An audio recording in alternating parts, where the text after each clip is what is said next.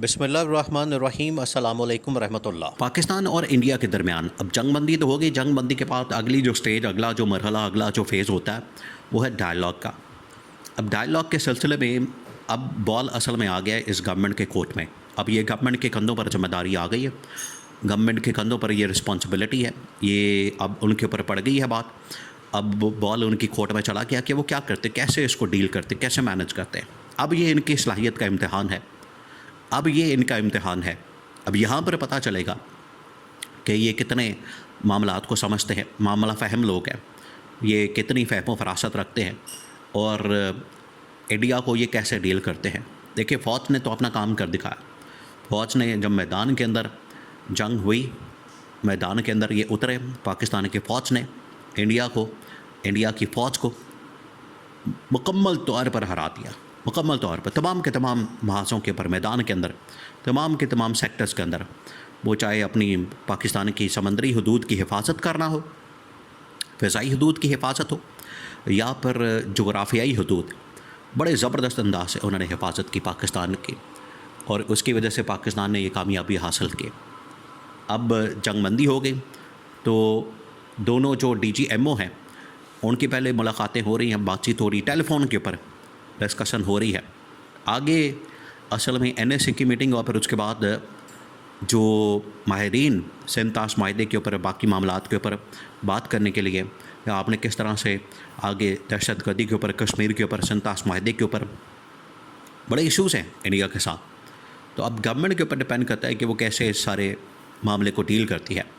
India की जानिब से तो इस्तीफ़े आना शुरू हो गए, क्योंकि उनकी जो गवर्नमेंट की टीम है, डिप्लोमेसी के लेवल के ऊपर, डिप्लोमेटिकली और फॉरेन पॉलिसी लेवल के ऊपर और बाकी जगहों के ऊपर, जो इंडियन गवर्नमेंट है, उनके जो मिनिस्टर्स हैं, उनके जो वज़ीर मशीर और जितने वो चमचे खर्चे नरेंद्र मोदी ने इकट्ठे करके रखे हैं, वो तो सारे फेल हो गए, नाकाम हो गए। और उनकी नाकामी की वजह से मलबा जो है वो फिर नरेंद्र मोदी को, उसकी आवाम को, इंडिया को भुगतना पड़ा कि ऐसे ही उन्होंने उंगल दी, उसको हवा दी, उसको शह दी और उसको कहा कि पैजो पाकिस्तान के ऊपर हमला कर दो। वो उल्टा गले पड़ गया। बिल्कुल उसी तरीके से ये जो शहबाज शरीफ जंग हो रही है, वो अपनी स्विमिंग के अंदर मसरूफ़ है, कोई उसको परवाह नहीं दुनिया की ज़िंदगी की, पाकिस्तान की ज़रा भी उसको परवाह नहीं कि पाकिस्तान के ऊपर हमला हो गया है, वो स्विमिंग कर रहा है। तो इस तरह के वज़ीर आज़म का क्या कर रहा है, चाट डालना है। इस वजह से ये फ़ैसला किया गया है कि जिस तरीके से वहाँ पर ये तब्दीलियाँ हो रही हैं, वहाँ की गवर्नमेंट के मिनिस्टर्स को, उनके लोगों को हटाया जा रहा है, बिल्कुल उसी तरीके से यहाँ पर भी छांटी करनी, इनको घर भेजना, इनकी छुट्टी करानी। और पहला इस्तीफ़ा इंडिया से तो पहला इस्तीफ़ा आ गया, वहाँ से तो बड़े बड़े इस्तीफ़े आना शुरू हो गए हैं। वहाँ तो इस्तीफ़ों की लाइन लग गई है। वहाँ उनके वज़ीरों की जानिब से फॉरेन मिनिस्टर, फिर उसके बाद डिफेंस मिनिस्टर और बाकी मिनिस्टर, उन्होंने तो इस्तीफ़े देने शुरू कर दिए, क्योंकि ये उन्होंने जंग शुरू करवाई। डिप्लोमेटिकली फॉरेन मिनिस्टर नाकाम हुआ। आज देखिए, पाकिस्तान के अगर फॉरेन मिनिस्टर, डिफेंस मिनिस्टर और इंफॉर्मेशन मिनिस्टर, असल में तो ये 3 महाज़ों के ऊपर जंग थी और तीनों महाज़ों के ऊपर ये 3 जो मिनिस्टर पाकिस्तान के, इन्होंने क्या किया, आप 10-15 दिन पिछले उठा के देख लें, आपको इनकी कारकर्दगी का पता चल जाएगा। डिफेंस मिनिस्टर ने कोई जवाब दिया, डिफेंस मिनिस्टर की जानिब से कोई पॉलिसी स्टेटमेंट, उल्टा इसने अपने फ़ौजी मारने शुरू कर दिए।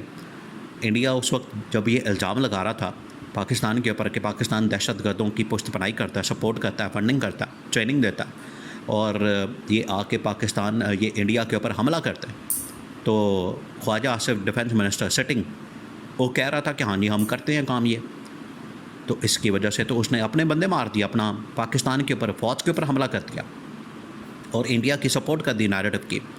इंफॉर्मेशन मिनिस्टर की सुन लें, जो अताउल्लाह तारड़ इंफॉर्मेशन मिनिस्टर, उधर से हमला हो रहा है मीडिया के महाज के ऊपर, प्रोपेगेंडा भरपूर तरीके से, और वो PTI को अपील कर रहा है, PTI वालों से अपील कर रहा है कि हमें बचाएं और PTI मैदान के अंदर आए, PTI के सोशल मीडिया एक्टिविस्ट। इसका मतलब है आपने पिछले 2.5 सालों में काम नहीं किया इसके ऊपर, आपने काम जो करना चाहिए था वो आपने नहीं किया।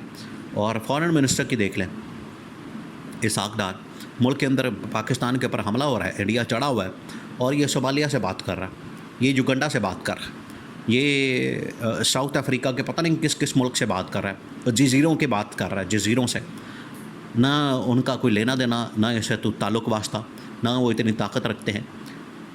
तो ये फॉरेन मिनिस्टर ने भी जो बिल्कुल ऐसी नाकाम किस्म की कारकर्दगी दिखाई, तो ये सारा जहाँ पर मैदान के अंदर, जंग के मैदान में पाकिस्तान की फ़ौज ने संभाला, वहीं डिप्लोमेटिक लेवल के ऊपर अमेरिका कॉल करता था, उसका जो सेक्रेटरी स्टेट था मार्को रूबियो, वो जनरल आसिम को कॉल करता था, शहबाज शरीफ से बात नहीं करता था।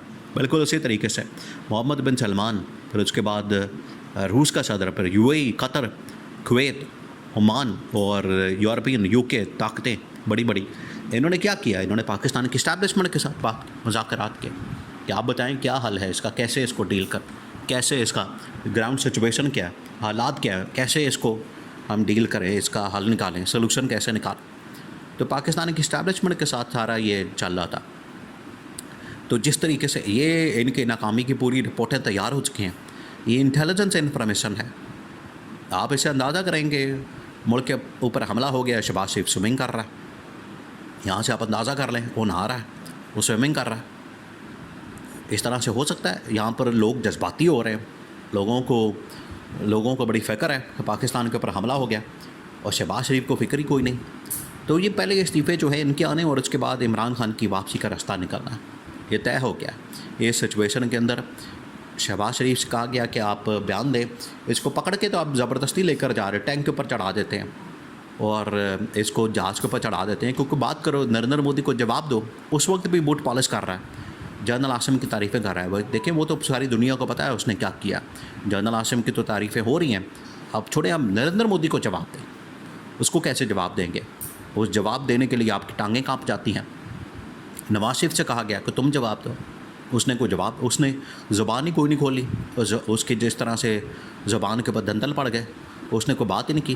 वो दुश्मन से, हम कहते हैं कि दुश्मन ज़रा ठंडा हो जाए, हम भी ठंडे हो जाएं, वो तो ठंडा ठंडा करने की बातें कर रहा था। वो तो बिल्कुल ठंडा पड़ गया, धनिया पी के सो गया, ठंडा हो गया। तो बिल्कुल उसी तरीके से बाकी पीपल्स पार्टी के लोग भी।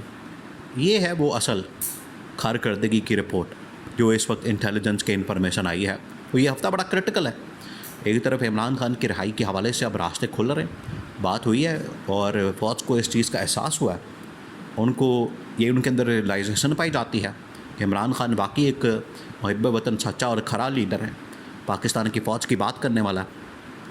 और नरेंद्र मोदी को पिछले अपने दौर के अंदर, उससे पहले भी सबसे ज़्यादा जो जवाब दिया, जिस तरीके से नरेंद्र मोदी को खड़काया, दुनिया के अंदर कोई ऐसा आदमी नहीं कर सका, आलमी सतह के ऊपर भी और पाकिस्तान के अंदर भी। नरेंद्र मोदी को जिस तरीके से नंगा किया, बेनकाब किया, और उसके जो हकीकत, वो दुनिया के सामने उसका जो असल चेहरा वो सामने रखा, इमरान खान ने उनको आईना दिखाया। तो गवर्नमेंट अब बिल्कुल डामाडोल हो गई। इनको पता लग गया इमरान खान के साथ सेटिंग हो गई है, किसी वक्त भी इनकी छुट्टी हो सकती है।